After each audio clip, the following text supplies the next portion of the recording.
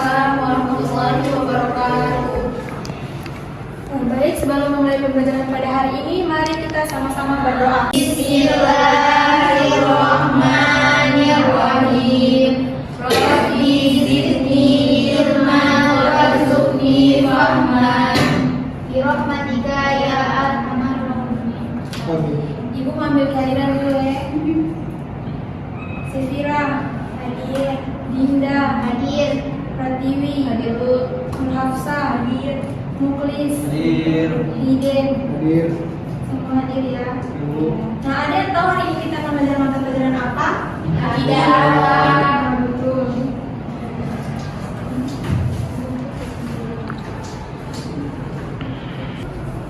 Nah, kita akan membahas materi akhlak terpuji pada diri sendiri.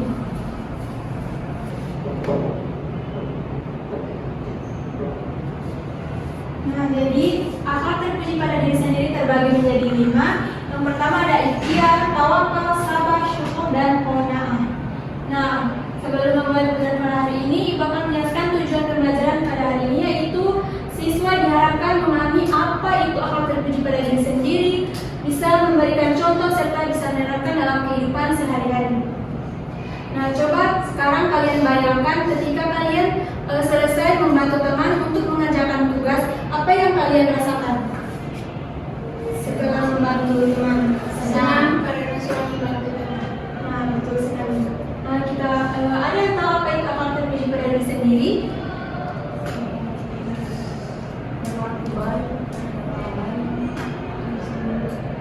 Ada lagi yang lain?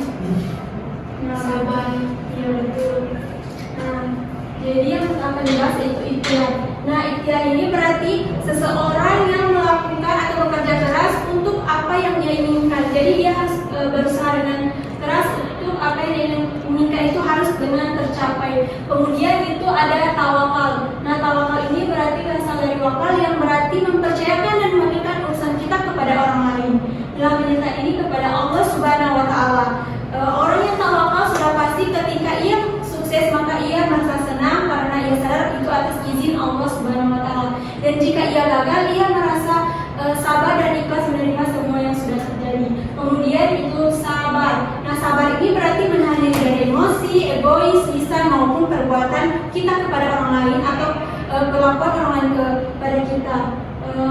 Kemudian juga sabar dalam menahan sabar dalam ujian, menghadapi ujian dalam kehidupan sehari-hari. Kemudian yaitu ada syukur. Jadi syukur ini rasa terima kasih kita kepada Allah Subhanahu wa taala atas izin dan nikmatnya dari kecil maupun yang besar. Kemudian yang terakhir itu qanaah. Jadi qanaah ini berarti merasa cukup dan tidak merasa iri kepada punyaan orang lain. Walaupun kita tidak memiliki sesuatu, maka kita harus bersyukur atau merasa cukup apa yang sudah ada, tidak merasa iri. Nah, sampai sini bisa dipahami? Paham, Ibu. Sekarang Ibu bertanya mengenai materi yang saya jelaskan tadi. Coba Dinda jelaskan apa itu ikhtiar.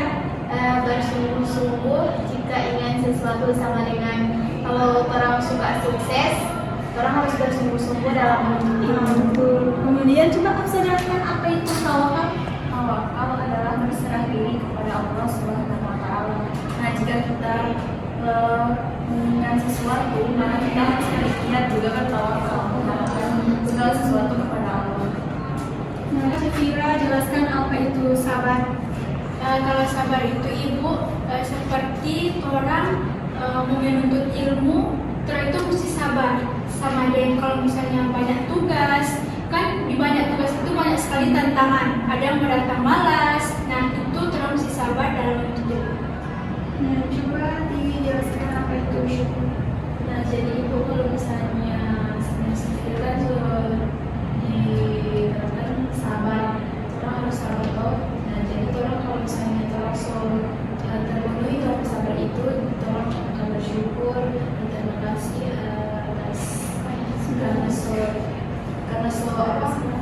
kelar tugas. Kemudian yang terakhir itu coba Muklis jelaskan itu qanaah. Merasa cukup.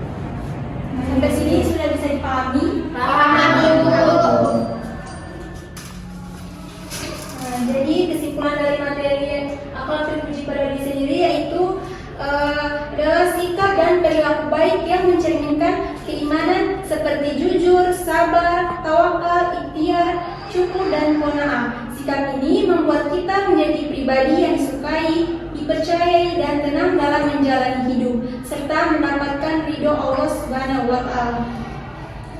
Sampai sini apakah ada pertanyaan? Tidak ada, Ibu. Nah, kalau begitu Ibu akan berikan kalian tugas 2 dan langsung dikerjakan di sini. Ibu kasih waktu 5 menit saja. Ibu Hafsa, bantu Ibu bacakan soalnya. Jika seseorang tidak memiliki akhlak terpuji pada diri sendiri,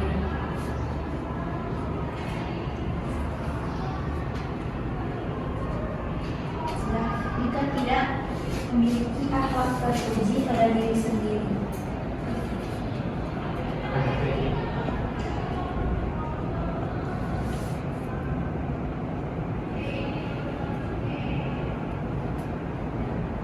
sudah.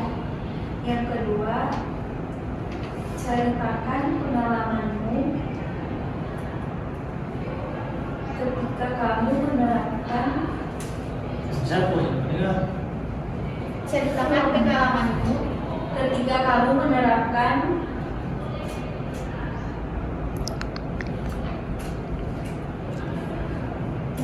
salah satu akhlak terpuji dalam kehidupan sehari-hari. Sudah semua? Ibu, terima kasih. Silakan dibuat waktunya 5 menit dari sekarang. Anak-anak, Sudah, Ibu. nah, coba Dinda maju dan jelaskan apa yang dapat kita.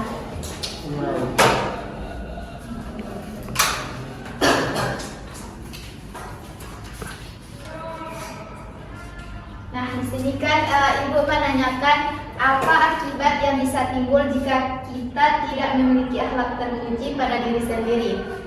Nah, kalau tadi Ibu menjelaskan tentang ikhtiar, tawakal, sabar, dan syukur serta qanaah. Kalau orang tak menerapkan ini pada orang kehidupan sehari-hari, bisa saja orang itu dia mudah putus asa. Ya, kita orang mudah putus asa, apalagi di saat orang sebagai siswa itu banyak tugas. Kalau orang nak menerapkan ini, orang mudah goyah mau melanjutkan orang pendidikan.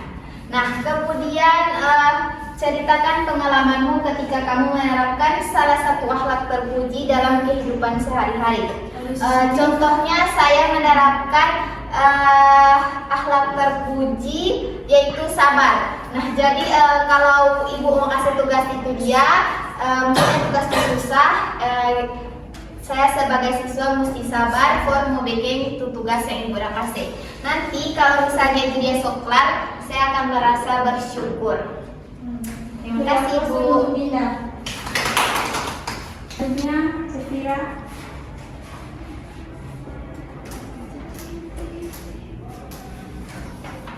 Tadi kan Ibu sudah menjelaskan tentang akhlak terpuji pada diri sendiri.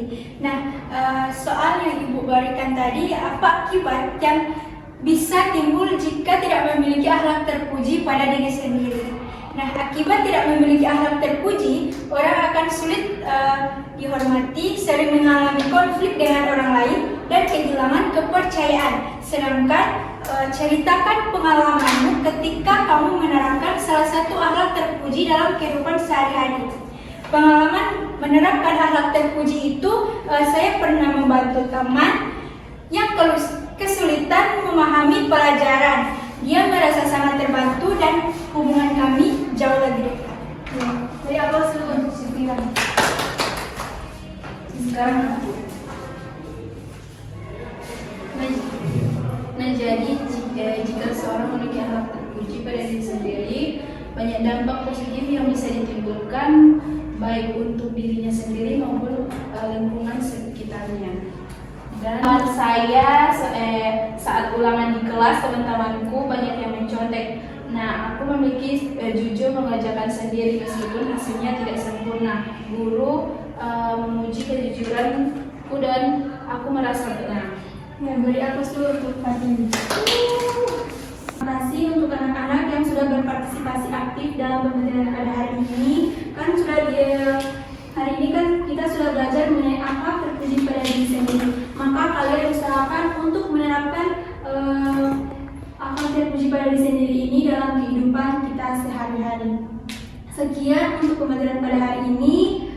Semoga bisa bermanfaat bagi kita semua. Dan jika kalian menerapkan ini, pasti akan mendapatkan ridho Allah Subhanahu wa Ta'ala. Sekian, wassalamualaikum warahmatullahi wabarakatuh. Waalaikumsalam.